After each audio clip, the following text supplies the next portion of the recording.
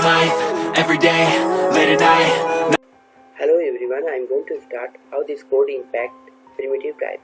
In JavaScript, primitive types like number, string, boolean, null, undefined and simple behave different from objects because they are immutable and are passed by value. When you assign a primitive value to variables or copy it to another, JavaScript creates a new value in memory.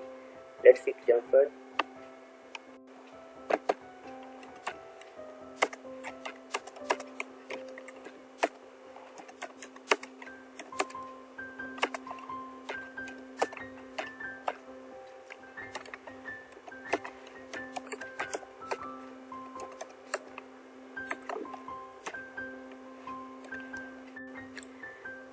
X is assigned the value 12, Y is assigned the value X, which is 12.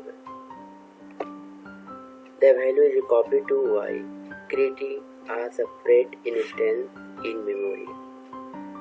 X is now reassigned to 2020. This does not affect Y because Y holds its own copy of the original value 12. This prints the value Y, which is still 12. Can check. Yes, 12 will be output. Y received a copy of the value stored in X. Initially, any change to X afterward does not impact Y. Thank you so much.